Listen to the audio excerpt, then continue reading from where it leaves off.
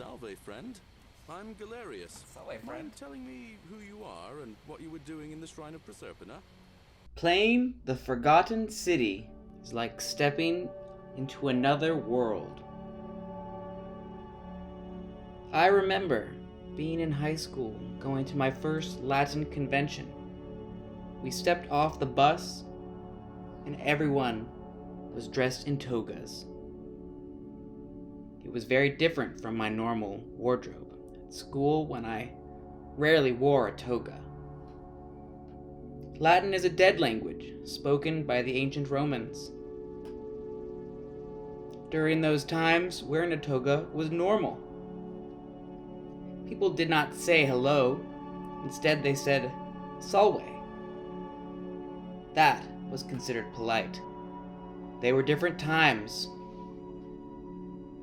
A toga is basically a sheet which you wrap around your body.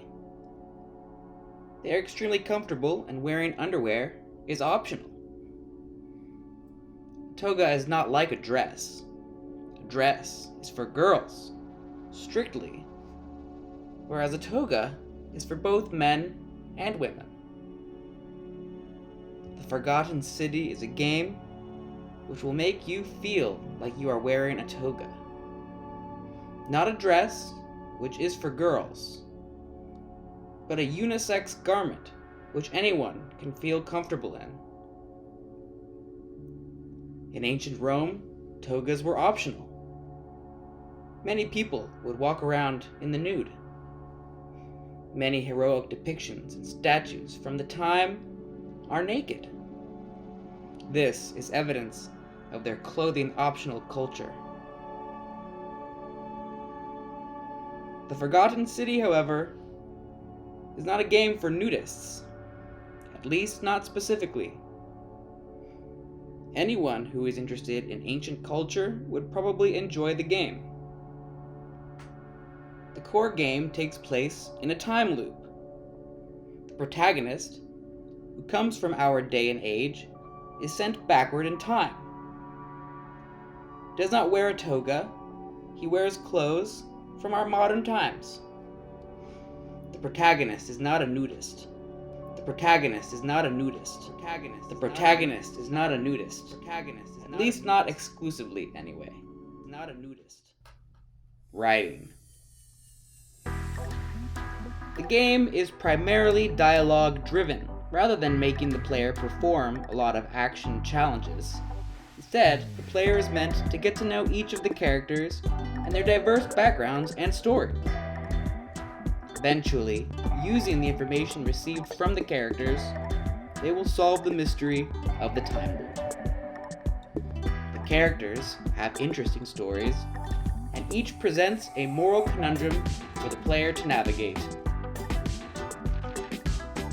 They speak mostly in English, which I found helpful. I give the writing in this game an 8 out of 10.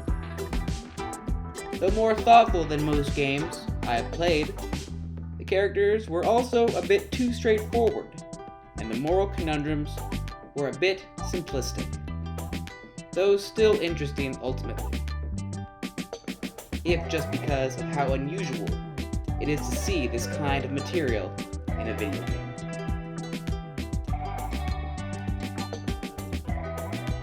Graphics. The graphics were somewhat basic, though serviceable, in the Forgotten City. I doubt anyone would complain about them, but at the same time, there was nothing that stands out either. None of the characters were nude, except for a couple of statues. I give the graphics a 7 out of 10. Being serviceable, yet unremarkable.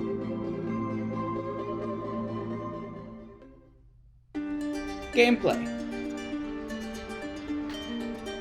Normally, I would expect a game about a time loop to be a bit complicated, as you untangle the events and the lives of the characters inside, and their network of interactions. However, the Forgotten City was not so.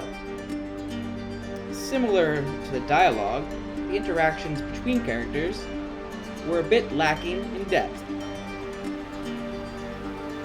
I remember Majora's Mask and how it tied my head in knots trying to piece together all the moving parts in the game. The Forgotten City is a bit straightforward, more like an elaborate side quest in Skyrim than a full video game. Similarly, in the few combat scenarios you are put in, the combat is straightforward and simplistic. The game is on the shorter side. I've put in under 10 hours in total. I gave the gameplay a 7 out of 10. Though simple, I have no real complaints, except that I would have liked to see more of everything.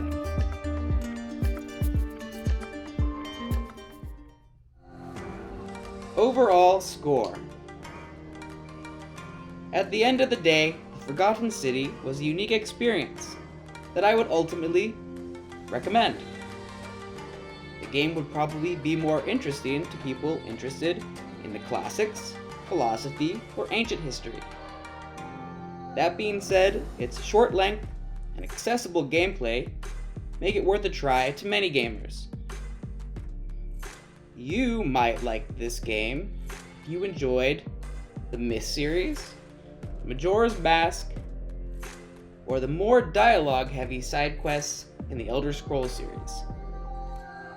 Don't play this game if you're looking for something fast-paced or action-heavy. To the developers, I would suggest the game be longer. These kinds of games excel due to their unusual complexities. I would encourage the dev team to delve deeper into their characters' stories. I would also like to point out that while the game thrives in its knowledge of history, it also makes some strange claims, such as presenting Apollo as the patron of medicine. While this may be accurate, it is hardly what he is known for, and I found it a bit odd. Overall, I give this game a 7.5 out of 10.